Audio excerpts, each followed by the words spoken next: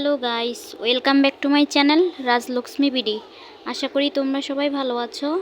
তো আজকে চলে এলাম পুঁইশাকের বড়া বা পাকোড়া রেসিপি নিয়ে। এটা আমার খুব পছন্দের। চলো শুরু করি।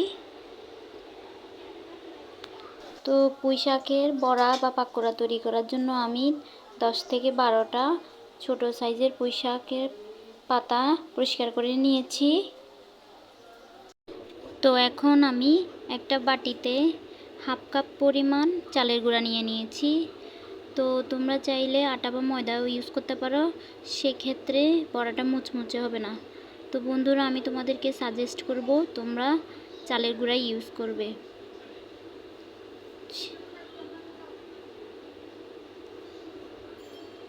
এখন আমি পরিমাণ মতো লবণ দিয়ে দিয়েছি এবং সামান্য মরিচের গুঁড়া দিয়ে দিয়েছি। হলুদের গুঁড়াটা আমি স্কিপ করেছি, তোমরা চাইলে দিতে পারো, তাতে সমস্যা নাই।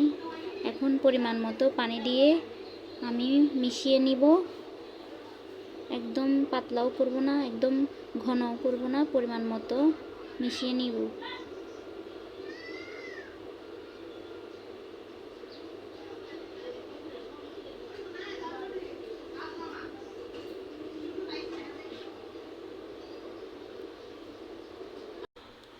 এখন কড়াইতে তেল দিয়ে দিচ্ছি।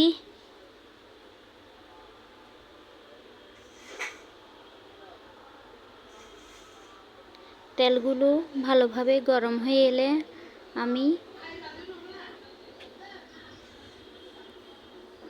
চালের গুঁড়াতে ডুবিয়ে তেলে দিয়ে দিব।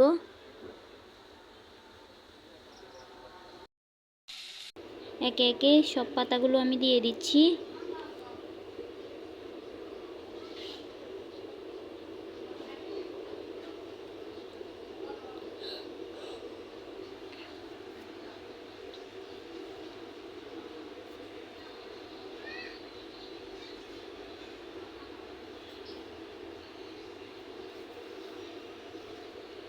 তো পাতাগুলো আমি নাড়িয়ে চাড়িয়ে ব্রাউন কালার বা বাদামি কালার হয়ে এলে নামিয়ে নিব।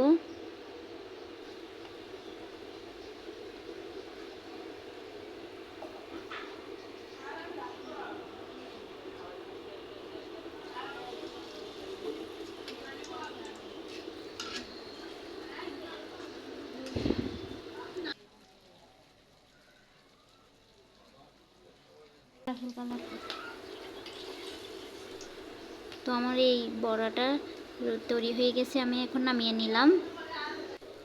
একে একে সব বড়াগুলো নামিয়ে নেওয়ার পর আমি একটা সার্ভিং ডিশে সার্ভ করে নেব।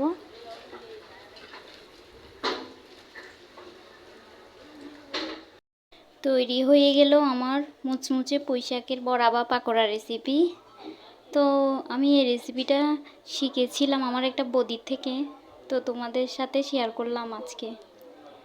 বন্ধুরা, তোমরা এটা নাস্তা হিসেবেও খেতে পারো এবং ভাতের সাথেও খেতে পারো। আমি আমার বাসায় যতবার তৈরি করি ভাতের সাথে খাওয়ার জন্য থাকে না, সবাই নাস্তা হিসেবেই খেয়ে নেয়। তো বন্ধুরা,